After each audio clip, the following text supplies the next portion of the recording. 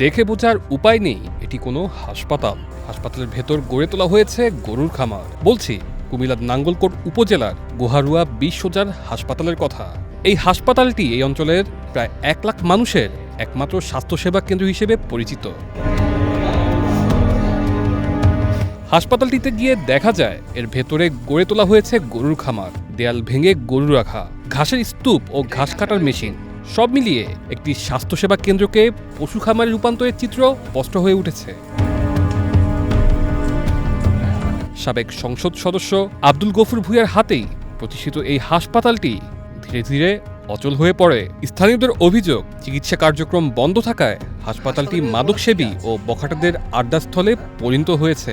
যন্ত্রপাতি নষ্ট ও চুরি হয়ে যাওয়ায় ভবনটি হয়ে পড়ে পরিত্যক্ত। এই ঘটনায় রক্ষণাবেক্ষণের দায়িত্বে থাকা ওয়ার্ড বয় রাকিব হোসেনের বিরুদ্ধে অভিযোগ ওঠে। রাকিব দাবি করেন হাসপাতাল বন্ধ ছিল আর আমিও বেকার ছিলাম। ঊর্ধ্বতনদের জানিয়েই গরু খামার করেছি, শিগগিরই সরিয়ে ফেলবো। এতদিন হসপিটাল একটু চালু ছিল না, আমি একটু বেকার ছিলাম।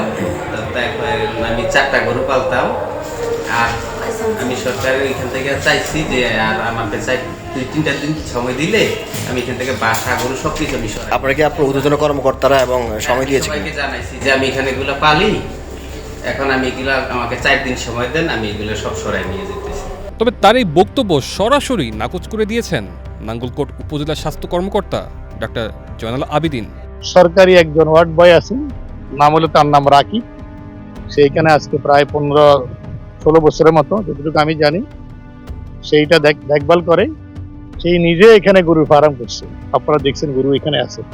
তো আমি আপনাদের মিডিয়ার মাধ্যমে সরকারি কোন কর্মচারী কর্মকর্তা সরকারি সম্পত্তির উপরে গরু লালন পালন করার কোনো তার এখতিয়ার নাই। স্বাস্থ্য কর্মকর্তার এই বক্তব্যের পর এই বিষয়টি নতুন মোড় নিয়েছে।